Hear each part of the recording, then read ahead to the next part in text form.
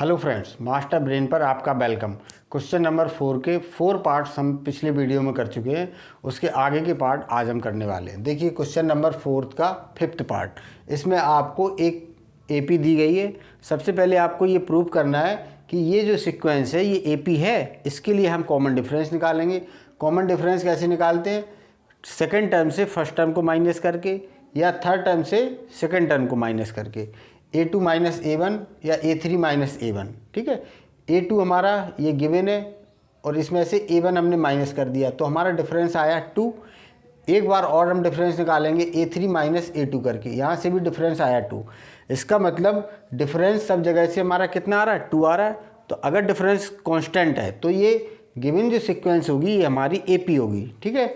तो अब हमें जब पता चल गया कि ये AP है, अगर ये AP है तो इसके नेक्स्ट 3 टर्म आपको फाइंड करना है। कौन से टर्म फाइंड करना है? तो आप AP को देखिए कितने टर्म की है, 1 2 3 4 टर्म की AP है। तो आपको A5 A6 और A7 फाइंड करना है। A5 A6 और A7। A5 सबसे पहले आप जनरल फार्मूला लिखेंगे। A5 का जनरल फार्मूला होगा A+4D। आपके पास A3 है और D हमने 2 निकाल दिया। इसको आप रखेंगे तो आपका A5 निकल के आएगा। ऐसे ही A6 निकाल देंगे, A7 निकाल देंगे, ठीक है। इसके बाद आप अपने आंसर को कंक्लूड करेंगे। सबसे पहले आप कॉमन डिफरेंस पूछा गया आपसे, तो कॉमन डिफरेंस कितना है आपका? √2 कॉमन डिफरेंस लिखिए आप पूरा। और 3 टर्म, जो 3 मोर टर्म को हो रहा है वो 3 टर्म आपने फाइंड की। कौन सी है? 3 + 4√2, 3 + 5√2 और 3 + 6√2, ठीक है। ये इसका आंसर है। चलिए नेक्स्ट पार्ट करिए आप लोग। इसका 6th पार्ट देखिए। 6th पार्ट में आपको एक नंबर की सीरीज़ दी गई है, एक सीक्वेंस गिवन है। इस सीक्वेंस को पहले तो आप मालूम करेंगे कि AP है। इसके लिए हम क्या निकालते हैं? D का जनरल फार्मूला क्या होता है? D कैसे निकालते हैं? A2 minus A1। A2 हमारा कितना है? 0.22 माइनस 0.1। यहाँ से डिफरेंस निकाला तो हमारा आया 0.02। फिर हमने यहाँ से डिफरेंस निकाला A3 माइनस A2 करके। A3 माइनस A2, यहाँ से डिफरेंस आया हमारा 0.002। देखिए ये डिफरेंस हमारा सेम नहीं है, ठीक है। अगर ये डिफरेंस हमारा सेम नहीं आ रहा है तो ये AP नहीं है। हम लिख देंगे common difference is not same, hence it is not an AP। अगर ये AP नहीं है तो अब इसके नेक्स्ट टर्म तो हम फाइंड कर ही नहीं सकते, ठीक है। चलिए नेक्स्ट क्वेश्चन को ट्राई कीजिए। देखिए इसका नेक्स्ट पार्ट नंबर 7। इसमें आपको एक सीक्वेंस गिवन है। सबसे पहले हम ये प्रूव करेंगे कि ये एक AP है। इसके लिए हम डिफरेंस निकालेंगे। हमने पहले A2 माइनस A1 से डिफरेंस निकाला तो -4 आया। फिर हमने A3 माइनस A2 से डिफरेंस निकाला, ये -4 आया। देखो difference is same, it is an AP। अब ये हमने प्रूव कर दिया कि ये AP है। अगर ये AP है तो हमें नेक्स्ट 3 टर्म इसके फाइंड करना है। मतलब टर्म इसमें कितने दिए? 4, तो हमें 5 6 7 टर्म मालूम करना है। तो 5 6 7 टर्म हमने फाइंड कर लिए। 5 टर्म जनरल फार्मूला क्या होता है? A+4D, ठीक है। वैल्यू रख देंगे, -16 आएगा।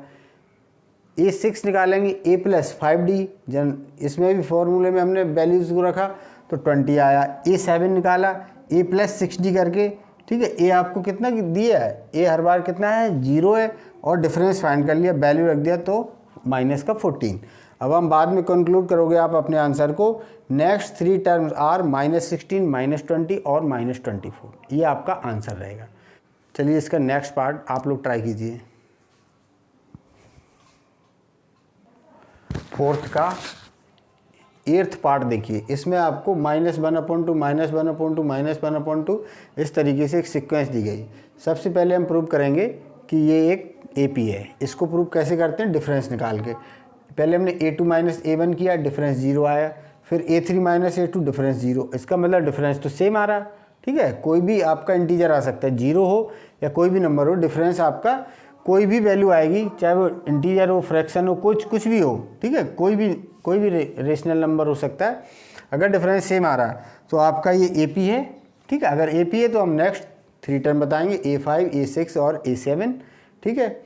जनरल फार्मूला लिखेंगे A5 का A+4D, वैल्यू रखेंगे, ये हमारा -1/2 आया। A6 से हमने कैलकुलेट किया, फिर हमने A7 से कैलकुलेट किया। सब जगह से आपका कितना निकल के आ रहा? 1/2 माइनस का। तो आप लिख देंगे नेक्स्ट 3 टर्म्स आर माइनस का 1/2, -1/2 और -1/2, ये आपके नेक्स्ट 3 टर्म है। चलिए इसका नेक्स्ट पार्ट आप लोग सॉल्व कीजिए। देखिए 9th क्वेश्चन में आपको एक सीक्वेंस दी गई है 1 3 9 27। सबसे पहले आप ये बताइए क्या ये एपी है। ये जानकारी करने के लिए हम इसका डिफरेंस निकालेंगे। डिफरेंस निकाला तो आया 2, फिर से डिफरेंस निकाला आया तो आया 6। तो देखिए डिफरेंस तो सेम होना चाहिए अगर एपी है। डिफरेंस आपका डिफरेंट आ रहा है, इसका मतलब ये एपी नहीं है। एपी अगर नहीं है तो आप लिख दीजिए common difference is not same, hence it is not an AP. ये हमारा एक एपी नहीं है। चलिए इसका नेक्स्ट पार्ट ट्राई कीजिए। इसका 10th पार्ट पढ़िए। इसमें कह रहा है एक आपको सीक्वेंस है A 2A 3A 4A, ठीक है, एंड सो ऑन। इस तरीके से आपको एक सीक्वेंस दी है। सबसे पहले हम ये पता करेंगे ये एपी है या नहीं। एपी निकालने के लिए हम डी निकालेंगे। हमने यहाँ से और यहाँ से 2 बार डी निकाला, दोनों बार ए आया, इसका मतलब डिफरेंस सेम है, तो ये हमारी एक एपी होगी। ठीक है, अगर ये एपी हमें पता चल गया तो नेक्स्ट 3 टर्म हम इसके और कैलकुलेट करेंगे। कौन से टर्म, यहाँ 4 टर्म की एपी गिवन है तो 5 6 और 7 टर्म निकालेंगे। 5 टर्म हमने निकाला, जनरल फार्मूला होता है a + 4d, वैल्यू रखा तो आया 5a। यहाँ से 6, इसका 6 टर्म निकाला तो ये 6a आया। 7 टर्म निकाला तो ये 7a आया। तो हम लिख देंगे next 3 terms are 5a 6a और 7a। ठीक है।